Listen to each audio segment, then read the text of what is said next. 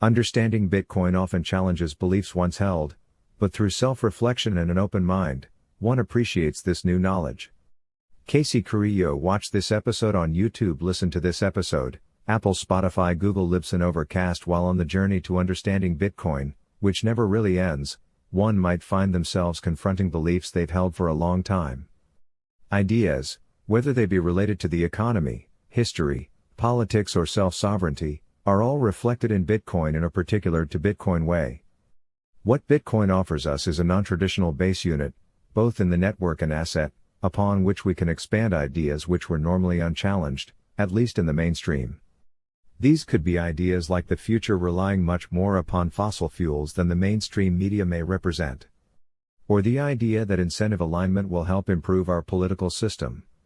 I explored this idea-challenging attribute of Bitcoin with our very own Louis Schulman, another new addition to the BTC Incorporated team. Be sure to watch the podcast and check out our written interview below.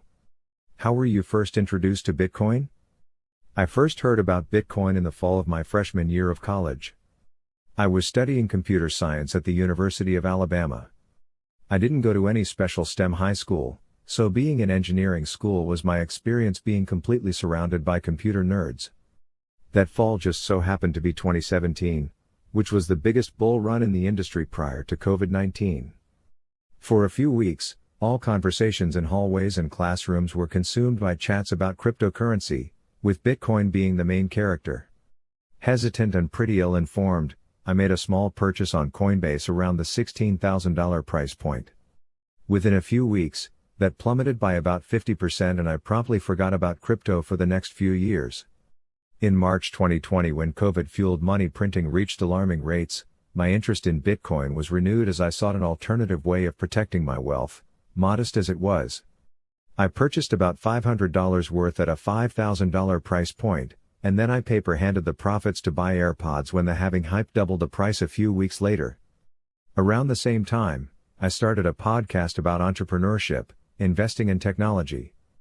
Through interviewing a few Bitcoin thought leaders on my podcast such as Guy Swan and Taylor Pearson, my enthusiasm and understanding matured, and I began to buy more heavily toward the end of 2020.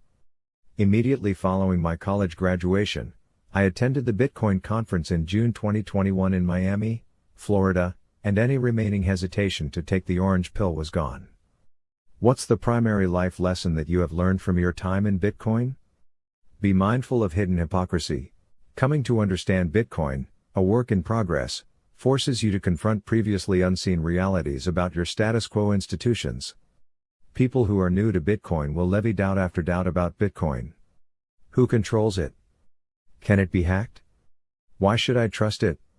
How do I know it will hold its value? Is it good for the environment? What Bitcoin teaches you is that all of these questions expose similar possible weaknesses of the traditional financial system. It is unclear who truly calls the shots on monetary policy or why they make the decisions that they do. It takes thinking about a new system to realize what hidden assumptions might be lurking in the existing system. Once this veil is pierced, you start to have a better grasp of reality and truth, and it takes a lot more critical thought for trust in a system to be granted. What aspect of Bitcoin, be it part of the technology, the culture or the industry, do you believe best encapsulates what change you desire to see in the world? I think Bitcoin is the biggest large-scale success story in recent history of what can happen when we design systems with properly designed incentives.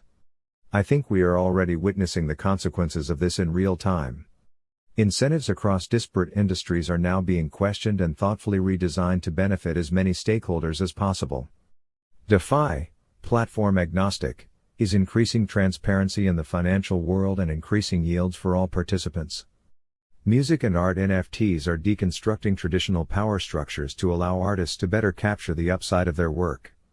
These are simple examples, but I expect to see other industries deconstructed and rebuilt with better incentives, which are only made possible by the innovation of the blockchain.